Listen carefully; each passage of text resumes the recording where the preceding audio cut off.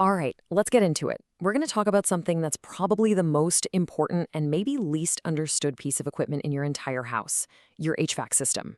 You know, that big box that magically keeps you comfortable all year round. It just kind of hums along in the background until, of course, it doesn't. And that's exactly what we're going to break down today. Oh man, we've all felt this, haven't we? It's always the hottest day of the summer, you've got people coming over, and poof, the AC dies. Or you wake up in the middle of a cold night and you can see your breath. It is a universal feeling of absolute dread for anyone who owns or even rents a home. I mean, it really feels like they have a sense for dramatic timing, doesn't it? But here's the thing, it's not just bad luck, there's a real reason this happens. These systems fail when they are under the most stress, and figuring out why is the key to making sure it doesn't happen to you again. So, where do we even start to look for an answer? Well, believe it or not, a huge piece of the puzzle is hiding in plain sight, literally right outside your front door. It has everything to do with where you live. Just think about it for a second. An air conditioner in Phoenix is fighting a totally different battle than one in Miami, right?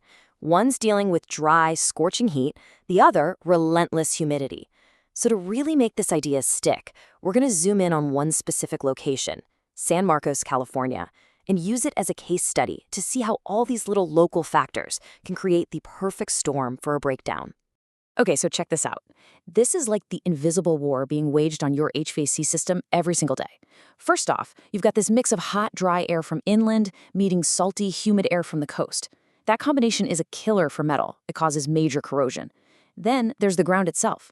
The soil is heavy with clay, so it shifts and can literally pull your air ducts apart, creating leaks. And of course, you have the famous Santa Ana winds kicking up dust and now wildfire smoke, which just clogs your filters like crazy. And if that wasn't enough, even your water is an enemy, leaving behind mineral gunk that blocks up essential drain lines. It's a constant battle on all fronts. So we know the environment is basically out to get your HVAC system. But what does that damage actually look like on the inside? Let's take a look at what's physically breaking down in the machine. First up, and this is a super common one, is refrigerant leaks. Hey, remember that salty coastal air we just talked about? Well, this is the end result.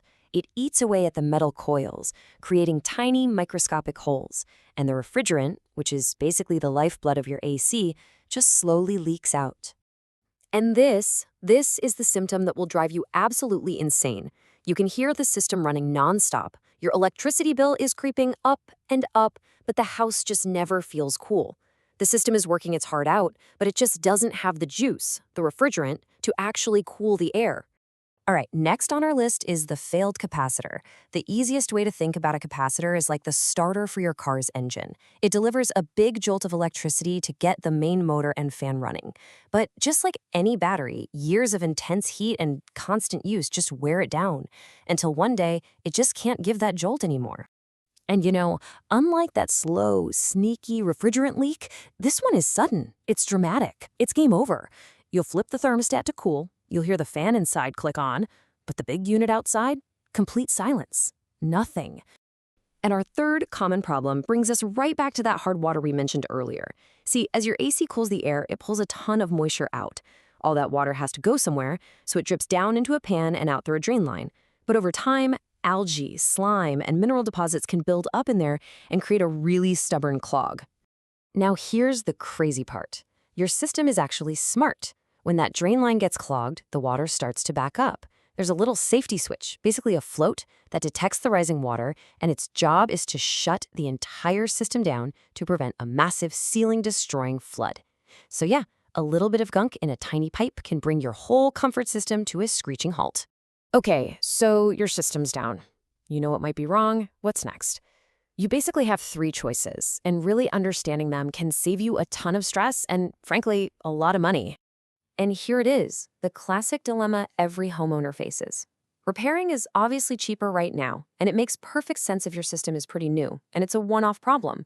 But if your system is getting old, say over 10 or 12 years, and you're starting to have problems every year, replacing it is often the much smarter long-term play.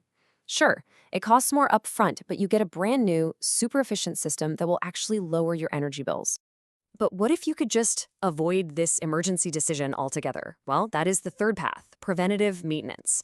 This is the proactive approach. You have a pro come out, clean the coils, check the refrigerant, test those capacitors before they fail. They catch the small problems before they become a total system meltdown on the hottest day of the year. This right here is the absolute key to making your system last as long as possible. Now, whether you decide to repair, replace, or maintain, you're going to need to hire a professional, but not all pros are created equal. So let's talk about a little insider info on how to spot a really good one. You see, a truly professional job isn't just about getting cold air to blow out of your vents again. It's about doing it safely, efficiently, and legally. And anyone you hire should know these key standards, like the back of their hand. So here are the big three you should ask about. Title 24, that's California's specific energy code. It ensures the installation is done efficiently. Then there's something called a manual J calculation. This one is so important. It's a formula they use to make sure the new unit is the perfect size for your house. Too big or too small are both huge problems. And finally, EPA Section 608 certification. This is non-negotiable. It means the technician is legally certified to handle refrigerant. Okay, before we wrap up, I want to give you one final super practical tool. It's a simple little rule of thumb that can instantly clear up that tough repair versus replace debate. It's called the $5,000 rule. It's incredibly simple. You just take the estimated cost of the repair and you multiply it by the age of your system in years. The whole point is to give you a quick reality check on whether you're about to pour good money into a dying machine. Let's just run the numbers and see how this works. Okay, scenario 1. A $400 repair on a 10-year-old system. 400 times 10 is 4,000. That's under the $5,000 threshold. So yeah, a repair is probably a decent bet. But now look at scenario 2. A $600 repair on a 12-year-old unit. 600 times 12 is 7,200. That number is way over $5,000, and it's a huge red flag that you're better off putting that money toward a new system. Just look at that number for a second. 7,200. You know, a $600 repair by itself doesn't sound that terrible, but when you apply this rule, you reframe it. You see that you're essentially making a $7,200 bet on a very old piece of equipment. That change in perspective is incredibly powerful for making a smart financial choice. So now you know why your system fails, what the common culprits are, and you even have a handy financial rule to guide you. The goal here isn't to make you an HVAC expert. It's to make you an empowered homeowner, someone who knows the right questions to ask and can make confident, informed decisions when the pressure's on. Really something to think about, right?